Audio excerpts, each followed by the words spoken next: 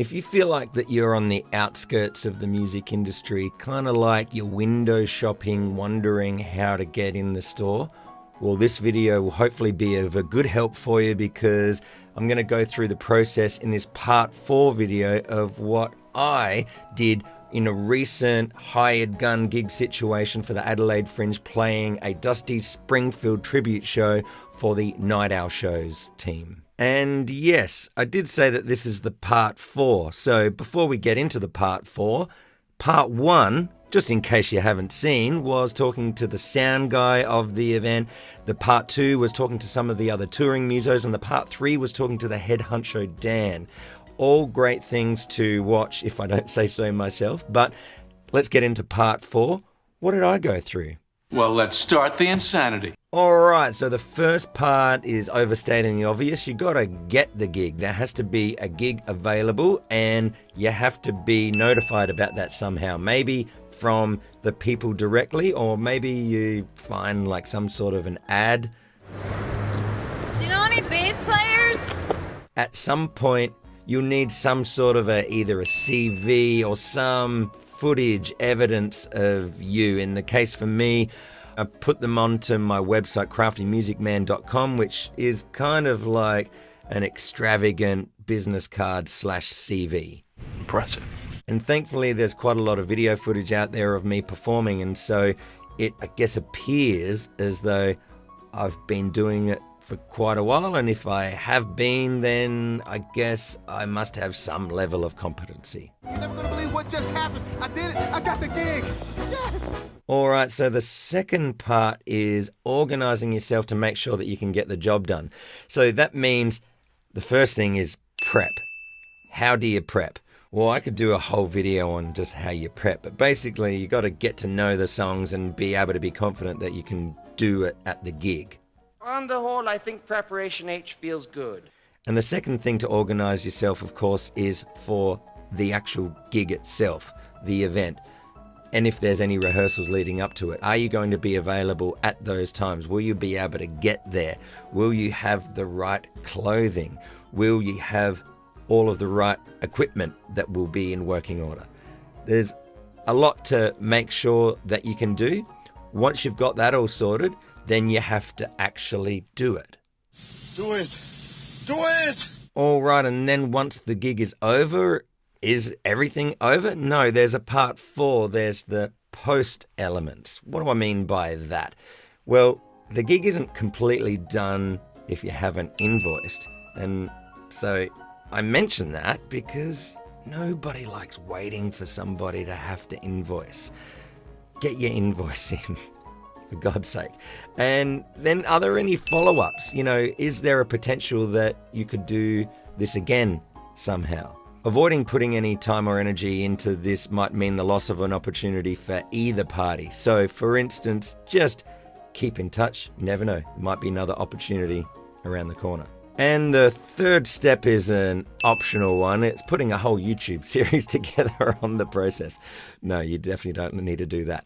Look, in all seriousness, none of this series would have been possible had it not been for my now good mate, Rodge Smith, who is a local South Australian Adelaide guitarist, musician, fantastic guy. He was the one that put my name towards these lovely people from the Night Owl shows. And so I caught up with Rodge to just chat all things from what he was involved in with these shows. So Rodge, thanks for your time, mate. We don't actually know each other that well. Usually when you're playing a gig at one venue, I'll be at somewhere else. Yes. And then we got to know each other because I guess we had a lot of friends-in-law musically, but we sort of became like I'm the other Rodge and you're the other Crafty at quite a few different gigs. But recently we did get a chance to catch up quite a bit, which was great. Yeah. And that was because you asked me to be a part of the Night Owl shows. So how did the Night Owl shows become something that you were involved in? Yeah, good question. I was looking for a guitar player for some shows last year, and I reckon there was like a post on like a Facebook group. I ended up just doing some Aretha Franklin shows with them last year, and that was awesome. That was really, really, really cool. It was only a short stint, it's like one rehearsal and 3 shows, and I reckon I think the rehearsal was the day before the gig. So I met the guys. We had one 3 hour rehearsal and was pretty much just starts and stops of songs. And then we did gigs and it went really well. It was great. And then I thought that'd be it. I won't see him again. Like they'll bring someone over from the UK next time around. But then Dan emailed again asking if I want to do a whole bunch of shows. So Yeah, so you did a lot of shows at this year's Fringe, didn't you, in comparison to the last year? yes, So yes, how many did you do? it was a whack. In the end, it was 22 in about a month. The last week in particular was pretty hectic, I should say, for our international viewers. Do you understand the words that are coming out of my mouth? I think for them, I think when they come to Australia, someone said to me it's a walk in the park compared to like their Edinburgh stuff because they do like I still can't quite believe this number, but they do 260 shows in Edinburgh. I think that's what Dan has told me, which is around about 11 or 12 shows a day. Mm. So I think, some of those guys find themselves doing like 6 shows kind of back to back. That's kind of bordering on the Beatles in Hamburg, isn't it? Yeah, man, that's like, with 20-minute break and that's it. But, it's not just like you're playing a set at a wedding or a venue or something like that. These are like performance shows where you're trying to give each performance like 110% because people have paid money to come and sit there and take it in and hear their favorite songs by their artists that they've been into for decades. You will give 110%. That's impossible. No one can give more than 100%. By definition, that is the most anyone can give. Doing a tribute show is sort of the next level, isn't it? It's not just like, oh, yeah, well, what are the chords? That'll do. You kind of have to really be delivering it at a high level. And so it's quite interesting hearing that they're doing that many. But I guess in many ways, for people like you and me, that's in a way what we signed up for, isn't it? Maybe. Yeah, yeah. I don't chase tribute shows or not chase tribute shows. It just, opportunities come along and if the fit is right, I'll and the door is open and it's something I can do, then, I'm happy to put my hand up and love to do it. I volunteer as tribute. Like the audience, they love these tunes. And so their reaction is like, it's fantastic. It's not just a drunk person at a bar going, oh, it's great, man. These people would really, some of them, they would, really moved just to hear these tunes. And, a lot of these artists, they're not touring anymore. They're not alive anymore. So it's a great opportunity, man. It's definitely unique. You touched on something interesting, how you said you don't search for tribute shows. How about this as a question? In general, as a musician that you are, at some point you stop searching for experiences or work, if you want to call it that. And so do you remember that shift for you? I remember it for me, it was quite a while ago. And it was a nice, interesting feeling of like, oh, wow, I'm actually not searching anymore. I'm more trying to just say yes to all of the things that I can manage. Do you remember that happening for you? Yeah, in terms of like just saying yes to, the opportunities that come along and not having to chase stuff. My only real goal is that, like you just like give everything you can to whatever's in front of you. You know what I mean? Like whatever's right in front of you right now, just give that your all. And if you do that, then I believe that generally that flows on to other good things. You know what I mean? Like other opportunities sort of come from all that. Someone once said to me, sometimes the best ability is availability. As a guitar player, the truth is, how many guitar players are there in the world, man? Surely there's like 500 million guitar players of various levels. You know what I mean? Like, yeah, certainly in Adelaide, I feel like you can't swing a cat without hitting a guitar player.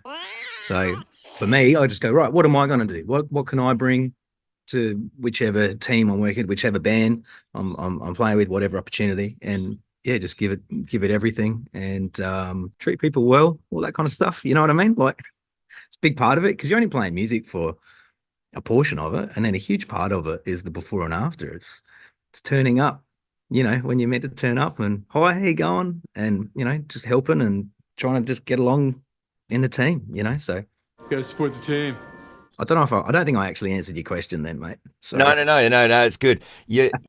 But you're totally right. That's really what the answer is.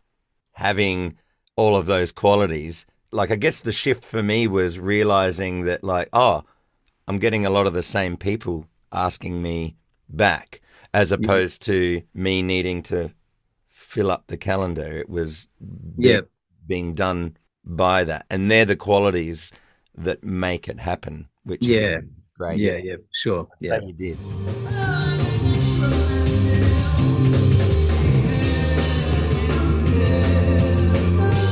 Here's a question for you. What was your process for preparing to do all of these different shows with these guys? So there was a lot of songs. The first thing I did was basically, you just try and get that rep list as quick as you can. I make playlists for myself. I use Apple Music. I just drive myself crazy listening to these playlists over and over. And I do that while I'm doing all sorts of other work, when I'm doing design work, when I'm driving, have the headphones in, the AirPods in. When you're doing the mowing out the back there? Yeah, yeah, there's not much to know actually. But yes, yes, when you're doing work around the place, absolutely, 100%. Any of that stuff, because I believe in that passive process to begin with. Like, you can't just passively prepare for a show, but the passive listening does a lot to let those kind of key moments in songs kind of sink in. I always think of like songs as like, when you're trying to get a rep down, I'm looking for the mountaintops of the songs, like the big moments, the things that people, look for, look to, remember the iconic parts. And then you're trying to sort of get the mountaintops and the valleys of all that. You're trying to get a quick lay of the land. So a lot of listening. And then I had charts sent to me for a bunch of it, maybe probably not quite as many as you would get for some things. The charts are in different formats for some of the shows as well, depending on who prepared them. So like, I reckon like a lot sort of came from like iReal. There's an app called iReal Pro, which is kind of pretty cool and handy. Some of those charts are in different formats. Other ones had been sort of like just written out and sort of, someone had taken a snapshot and made a PDF of that. Some of the charts I needed to transpose, or actually a lot of them, I'd say probably about 80-90% I had to make notes on in some form. So speaking of charts, I concur, Rog. Here's my song number 1 from the Dusty set. This is I Only Want to Be With You. And this is direct from iReal Pro. And then the next song was 24 Hours from Tulsa. This one, I didn't get my hands on an iReal chart. But as you can see there, that I just basically got everything off of like Ultimate Guitar, which I did have to double check, were they the correct chords and were we doing it in the right key or whatever. But then, as Rod said, I added in a bunch of extra notes for myself for when there were extra little horn parts or stops, things like that. And so my chart that I was going through on stage looked like that. Yeah, those charts were like, you certainly need them. And even just the process of preparing with those charts, it does something like in your brain, just going through the act of thinking actively about the format of a song helps you kind of get it down. I feel like that with lyrics too, in a way. Like back in the day, you had to write out lyrics to kind of like learn a song, and just writing the lyrics down even once, it does something different now. When you just kind of get the lyrics there on a screen or whatever, it's not the same thing. And I feel like it takes longer to get them in the brain. So I made notes of like everything that had like a key guitar solo or a key lick. I use a program called Hit List, which is just like my little task list. And I would just make a to-do list each song. Do I have the rep? Yes, no. Do I have the chart? Yes, no. Have I learnt the solo? Yes, no. And then sometimes I would just put like a little number about how prepared I felt for each show or each song. So like some songs I would write, oh, this song is easy or this song is hard. And I would tackle the hard songs first. I make lists all the time. Mate, this is good. What's really interesting to me hearing you talk about this stuff is that my process is so similar. I can't tell you how strongly I feel about all of that listening stuff that you said. So to hear you say it in your words versus mine was really nice for me to hear.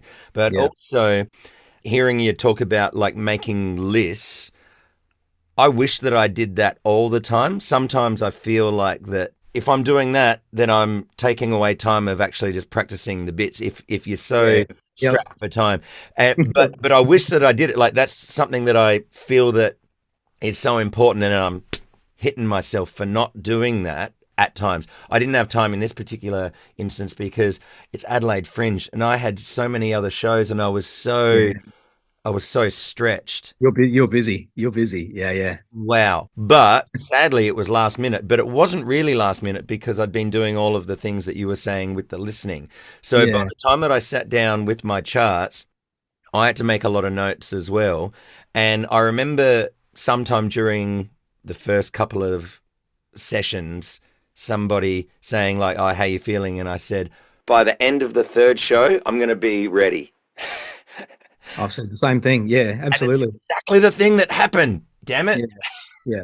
Like all that prep, I reckon is like there's this kind of thing that goes on. And I know, and Dan's really big on this too. He doesn't want people just kind of staring at charts, and that I completely understand that. I don't want to do it either.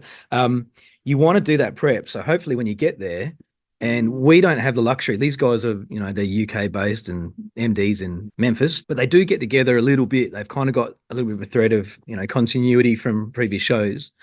I don't have the luxury of that with these guys because of geography, and neither did yourself. So I'm kind of like, when I'm there, you kind of like, you got the in-ears in, you got the amp behind you, you've got like a few notes sort of down, kind of sneakily, sort of down to one side. But then sort of you got one eye on the singer, you got one eye on the band and on MD, and you kind of have to be like just listening and looking on all sorts of levels because the band runs songs with unique differences from some of the recorded stuff. Or they might do like a live version for part of the intro of a song. They might do a demo version and they'll reference. So you have to be kind of watching how the band's doing it, and you have to kind of like be adapting really quick. So I found that challenging. That's hard, especially when you've only got like a short handful of shows each time. What I did find, I had the luxury this time because we did 22 dates. I had a chance to start to get familiar with the body language the guys have, because watching body language with musicians that you're playing with, that's where you get a lot of the unspoken cues on where a song's going, where the energy's going, and all the starts and stops and build-ups, breakdowns, all that stuff. So you can't chart that stuff. But if you've got everything else done ahead of time, then at least you can be more present in the moment. Live in the now! Mate, we'll let you get out of here. Just before you do, this may come across as a loaded question, but you asked me in comparison to asking, almost any other of those guitarists that you might hit when you're swinging a cat. Yeah. And so I appreciate it. Thank you again, mate. But secondly, what were the things that you like made you ask me rather than somebody else? What is it that makes you think, oh, there's somebody that I'm comfortable with? It's kind of like stepping into your shoes, isn't it? Because you don't want to get somebody to come and almost fill into your role and kind of let the team down. Yeah. Well, short answer is I just kind of like trusted you. Like, obviously, yeah, as you kind of said before, we didn't know each other that well and still don't really. Like, kind of, I had rumors that you existed because I'd get phone calls, "Hey, Crafty can't do this gig. Can you do this gig?" There must be a guy out there. And then I couldn't do gigs, and I'd say, "Oh, ring Crafty." "Oh, okay." But not our. They're really well organized, and the rep is like, it's a little bit of quick learning, and you have to be moving fast and stuff. And so in that instance, I just thought, well, look, Crafty steps in and out of a ton of different stuff, and you're busy, like that means like you have to have your stuff together in order to be busy and working. And I guess I know what you mean. Like you were saying before about how you do whatever it is that you're doing with all of your heart and soul and energy, and then that then does something from that moment. That's a seed that grows with other people seeing you do that in that situation, if there's other people around. And then from there, I guess a reputation gets developed. Yeah. And then from that other, I never really thought about it like that, but I appreciate that if anyone is going to have the level of quality and reliability and whatever, then if they continue to do that consistently, then that'll be some sort of a promo for within the industry, I guess. Yeah, I guess, yeah. I mean, there is that that saying, mate, you're only as good as your last gig, which kind of freaks me out every time I have a gig that wasn't my best gig. I go, oh no.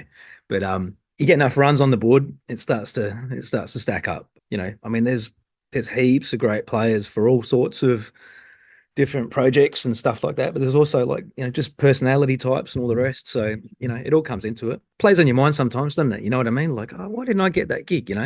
But sometimes you're just not the right fit for whatever reason. Sometimes it has nothing to do with music.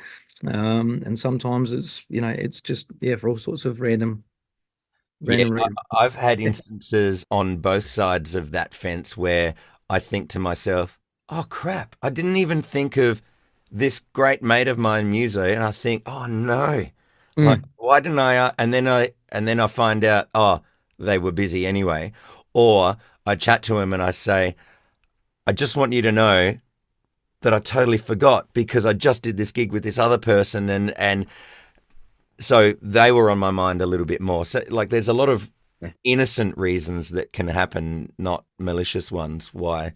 Yeah. 100%, man.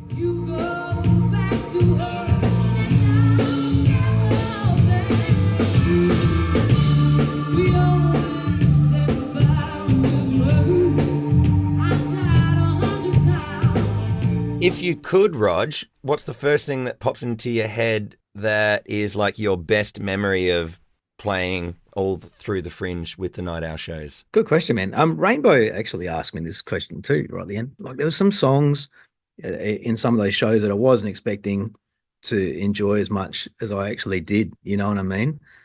Like in the Elton John show, doing "Don't Let the Sun Go Down." That was actually rad, and I grew up hating that song. You know what I mean? And you come to play it and you go, oh, this is amazing. Like sometimes it's weird. But I really, I loved doing the Fleetwood Mac show. Like, that was the energy, and that was great. 8-piece, and like the crowds were really good. And the last show in particular, and I got to play heaps of guitar. There was heaps of lead in that. So I got to be indulgent, and that was cool. With that Elton John song that you were saying, I've had that happen a million times, where this could be in a number of situations, like maybe teaching, where, a student will suggest a song. Maybe there's a band where you got to play and you got to learn this song, and you think, oh, Anything but that. but then the playing is very different to the listening. And I'm assuming that that's something that happened to you. Yeah. No, it's weird, mate. I think somehow you hear it with a different part of your brain, maybe. With listening, it's funny because, like, I know with the wiring of the ears, they reckon that only a quarter of the wiring of the ears goes from the eardrum to the brain. 75% of it is going outward. Don't quote me on that because I'm not a doctor, but I have heard that in the past. Like, from this amazing podcast called Radio Lab. So, No, I'm not a doctor. yeah, so maybe there's like something with the brain, when the brain actually learns something, maybe there's kind of like some sort of extra thing that happens without listening. I don't know, mate. I have no idea. I mean, it's music, right?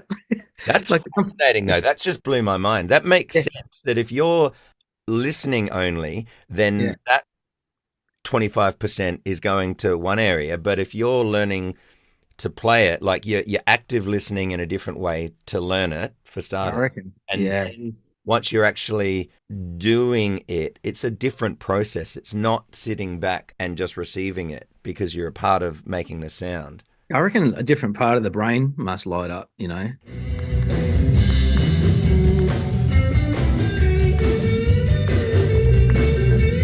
I'll let you get out of here. Just before you do, last question. Do you have anything to plug while you're here? Like, because you're in the original band scene as well, yeah? So I'm in a band called Horse Lords. So we're currently just sort of trying to finish off a bit of recording. So that's probably about it at the moment, unfortunately. I've done a lot of original stuff in the past, but I'll be looking forward to getting out and doing a bunch of Horse Lord shows a little bit later when that's in the bag. So, yeah. I don't know if this will help, but I've got this big horse head mask thing that Sure. you're welcome to borrow if you want. Yeah. Hey. Look, I might benefit from from wearing it. Certainly, a couple of the guys are good-looking roosters, so they might be fine just as they are. But Not roosters in horse. Yeah. yeah. That's awesome, mate. Hey, so lovely to talk to you. This is probably easily the longest time that we've ever been able to just wax lyrical back and forth. Yeah, man, excellent, really good, and Yeah. thanks for doing it. And I have no idea whether any of this morning's yarn's going to be helpful for your channel, but anyway, maybe just edit it down, put a montage, just do a montage and put some music over it. Maybe do that. Rodge had a montage. Rodge, you're a bloody legend. Thanks so much for the chat, mate.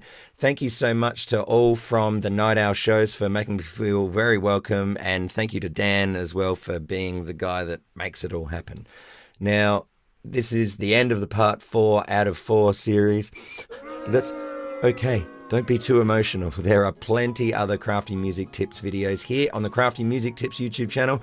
And with the name Crafty Music Tips, yes, it does suggest a bunch of music tips. And there are a heap on a bunch of different subjects. So go knock yourself out with 1 or 10. That'll help you out. So until the next one, I'll bid you farewell, but I'll just leave you with this saying that I always do, which is that you don't have to do every single thing right now. Just do the next thing. I'll see you soon. Cheers.